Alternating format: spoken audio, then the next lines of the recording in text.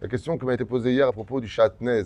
Bema, Noagim et Shatnez. Deux fois dans la Torah, entre autres dans le livre de Vaïkra, on voit l'interdiction du Shatnez, sur lequel nos Chachamim le définissent comme étant un Chok Bichlal.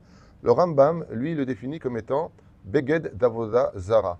C'est le Rambam, lama, pourquoi on n'a pas le droit de porter du Shatnez? Shatnez veut dire la laine et le lin. Pas le droit de porter parce que c'est ce que portaient les prêtres d'Avoda Zara. Ahmet le Kohen Gadol lui-même portait du Shatnez.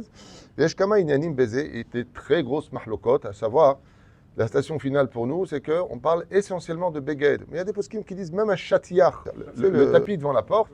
Si tu ne marches pas pieds nus dessus, si ceci, les vilonotes par exemple, les rideaux, il est préférable de ne pas en avoir. Ah bah, le klal, c'est essentiellement les begadim, l'otilbash. Tu ne mettras pas. Alors, il y en a qui disent qu'il ne faut pas avoir de contact de la peau directement sur le Shatnez, si ce n'est pas un vêtement. Il y en a qui disent que si ce n'est pas un vêtement, c'est complètement permis. Il y en a qui disent non, malgré tout.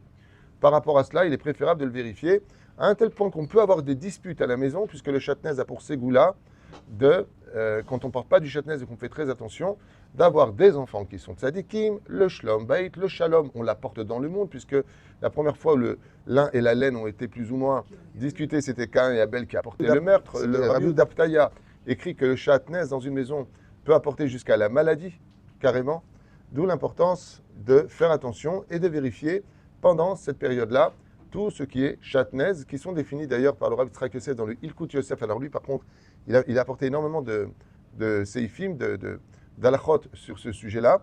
Mais en tout cas, très important, Bezrat Hashem Barach, de vérifier qu'on ne porte pas de Shatnez. Alors, si par exemple, je mets deux vêtements l'un sur l'autre, qui compte, on parle de tricoter ensemble.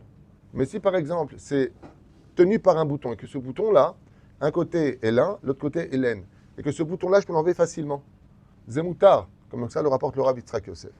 Val Bechol Ofen, quand on arrive à la période de Rosh Hashanah, où on doit faire la différence entre le bien et le mal, il y a vraiment une mitzvah très particulière, pas simplement de faire vérifier ses téphilines et ses mezuzot, mais d'aller vraiment faire vérifier ses vêtements. C'est pour cela qu'il est très conseillé d'acheter des vêtements chez des juifs qui ont l'Aïrat Shamaïm, parce que eux, c'est évident qu'ils ne vont pas vendre du Shatnez. Non seulement on n'a pas le droit de l'acheter, mais on n'a pas le droit de le vendre.